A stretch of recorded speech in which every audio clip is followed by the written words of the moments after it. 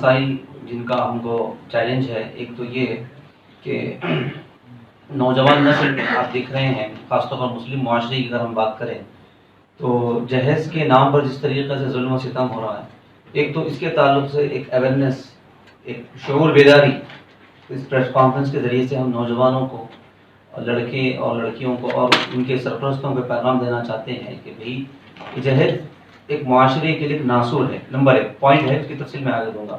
دوسرا مرحلہ تو کسی بھی ظلم کے سامنے انسان کو کمزور نہیں ہونا چاہیے، اس کی وجہ سے خودکشی بھی نہیں کرنا چاہیے۔ ہر مسئلے کا حل جو ہے موجود ہے، دنیاوی اعتبار سے موجود ہے، دینی اعتبار سے موجود ہے، یہ ایک دوسرا مسئلہ ہے۔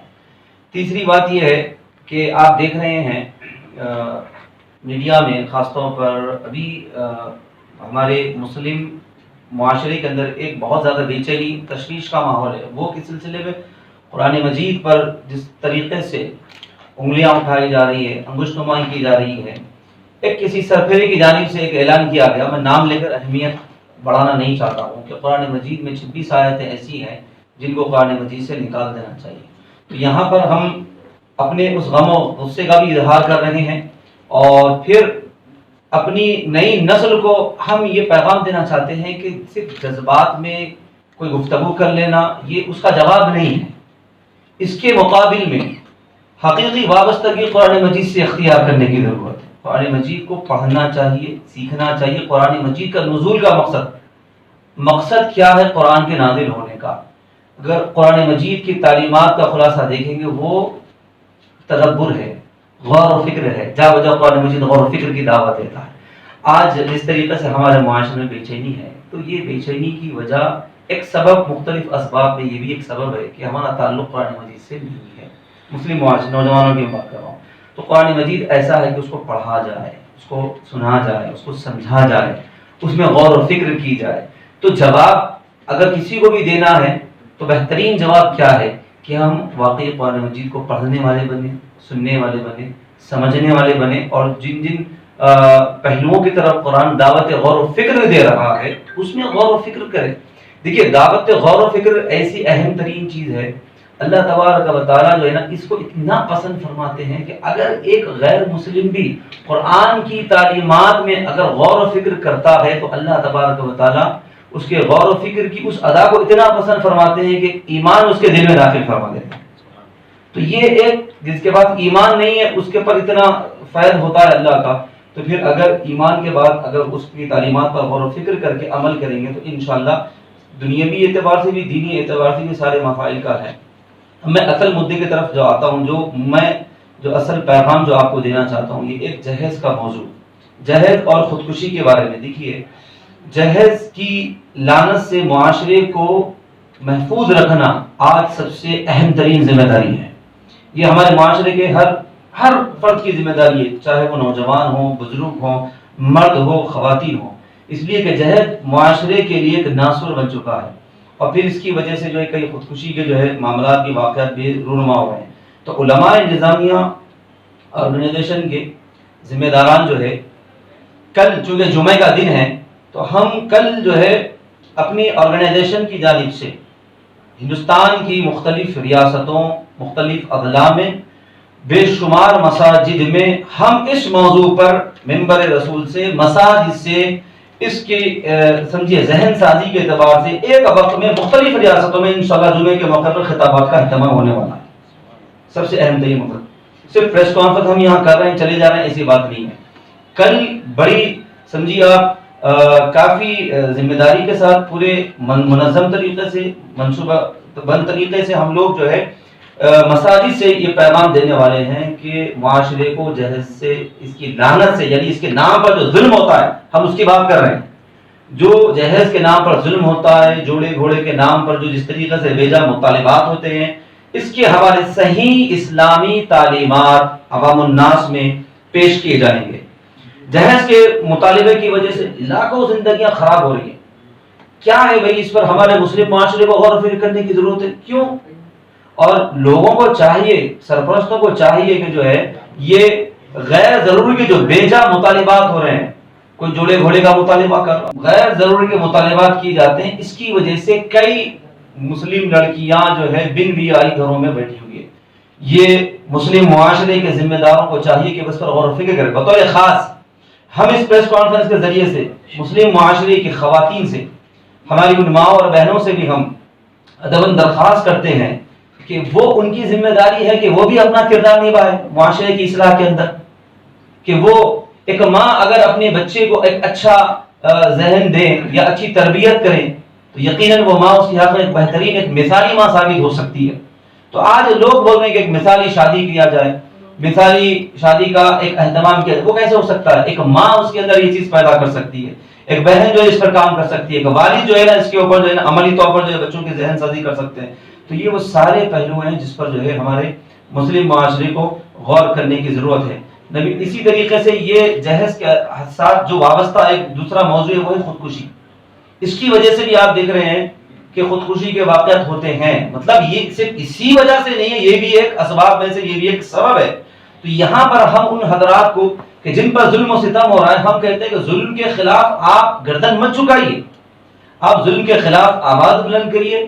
اور اس ظلم کی وجہ سے اپنی جان کو سمجھو ختم کر دینا، یہ اسلام اس چیز کو پسند نہیں کرتا. ایک حدیث میں کوٹ کر رہا ہوں کہ رسول رحمت پیغمبر اعظم صلی اللہ علیہ وسلم فرماتے ہیں کہ جس شخص نے کسی بھی چیز کے ساتھ خودکشی کی وہ تو جہنم کی آگ میں ہمیشہ اسی کے ساتھ جو ہے عذاب میں مبتلا رہے گا.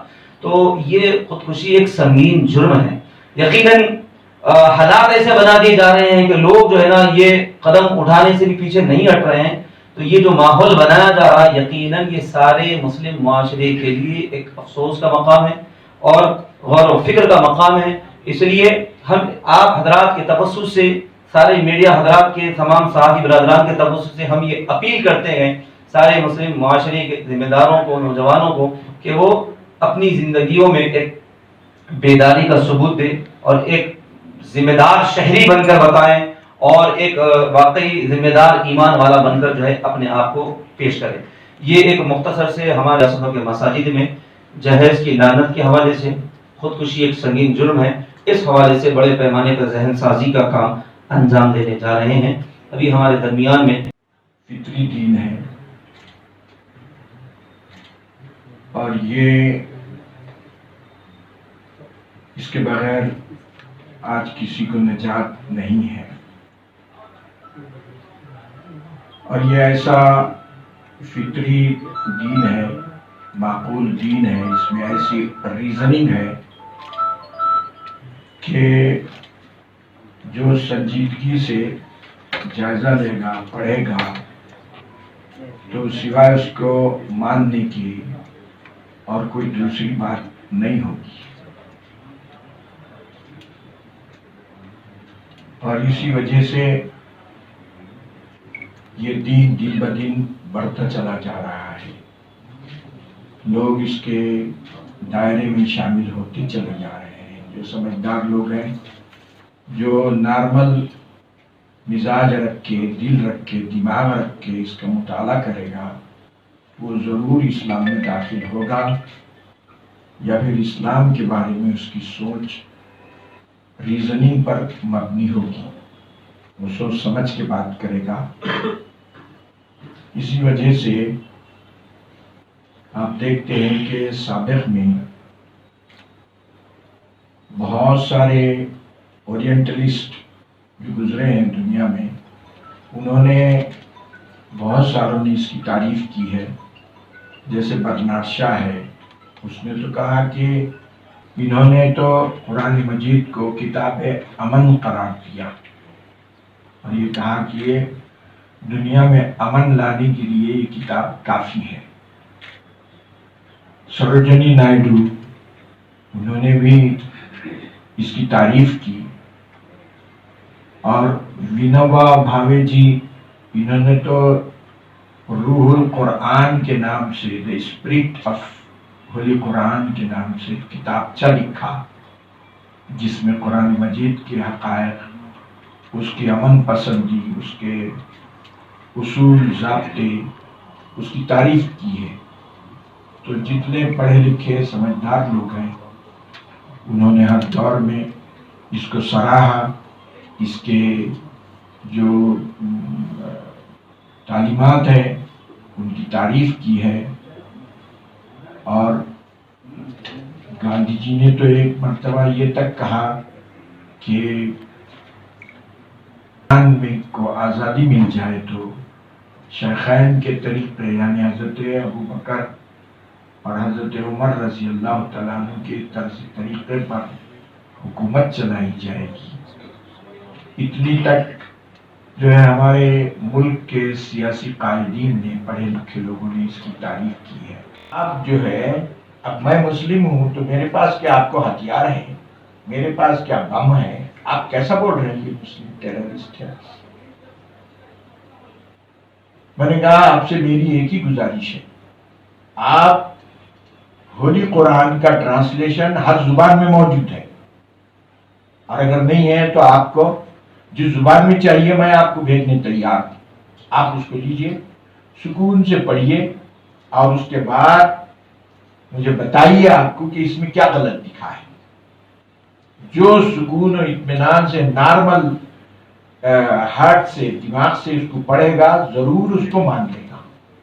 تو ہمارا یہ پیغام میں سمجھتا ہوں کہ پہلا یہ ہونا چاہیے کہ ہم پہلے لوگوں کی اس غلط فہمی کو دور کریں، اور عوام کو، امن پسند شہریوں کو، بہت سارے ہمارے ملک میں غیر مسلم بھائی بھی بہت امن پسند ہیں، بہت اچھے لوگ بھی ہیں، ان کو سمجھائیں ہم کہ بھئی یہ جو باتیں کہی جا رہی ہے صحیح نہیں ہے، اور یہ شروع سے چلا آ رہا ہے اسلام کے خلاف، اور یہ چلتا رہے گا. ہمارا کام ہے کہ ہم اس کے دفاع کے لیے کوشش کریں، لوگوں کو سمجھائیں.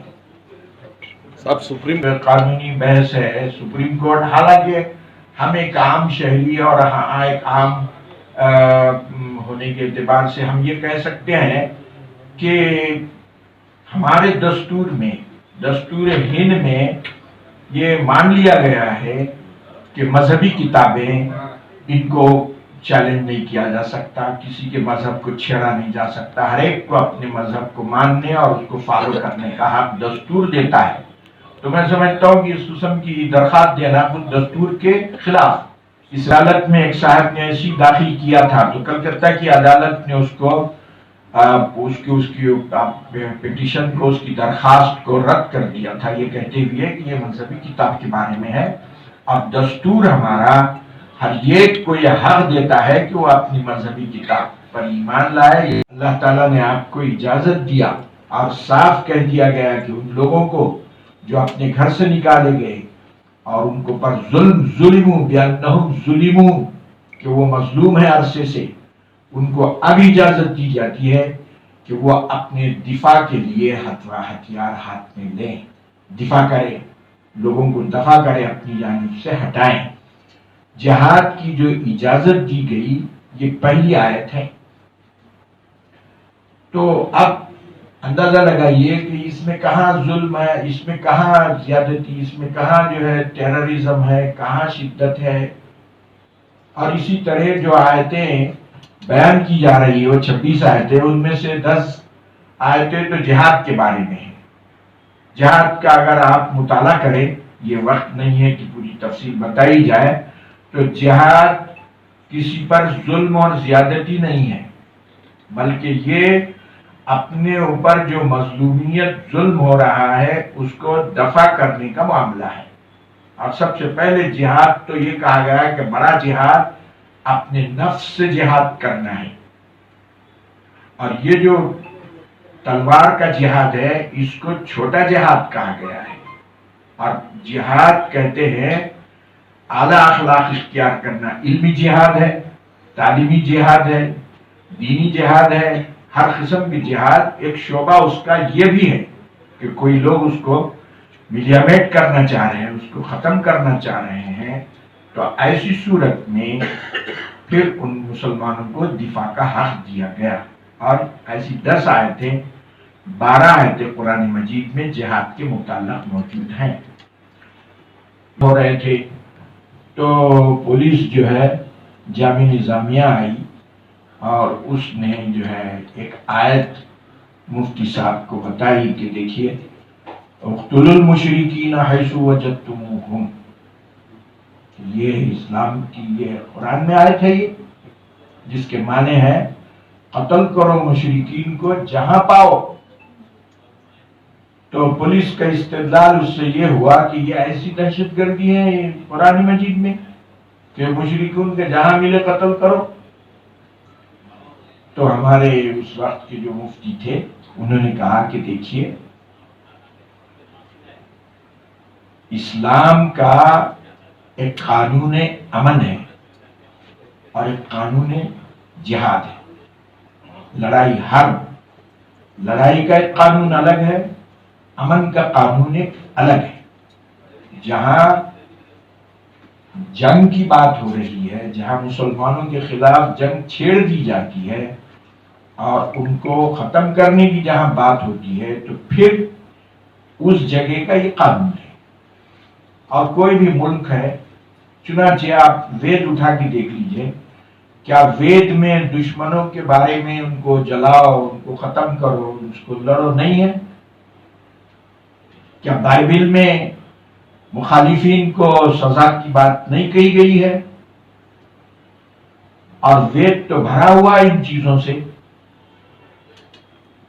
تو حق و باطل کا جو معرکہ ہے، باطل لوگ جو حق کو ملیمیٹ کرنے کے لیے جو کوشش کرتے ہیں، تو یہ تو ہر مذہب میں موجود ہے کہ جو ان کے مخالفین ہیں اس کو ختم کرنا چاہتے ہیں تو اس کے خلاف کھڑے ہونا، اس کو دفاع کرنا، اس کو دفاع کرنا اس کا، یہ تو ہر جگہ موجود ہے. تو قرآن مجید پر یہ کیوں الزام لگایا جاتا ہے جبکہ جن آیتوں کو پیش کیا جا رہا ہے اگر اس کو آپ سکون کے ساتھ پڑھیں گے تو اس کا ہرگز وہ مطلب نہیں نکلتا جو آپ نکال رہے ہیں. تو بہرحال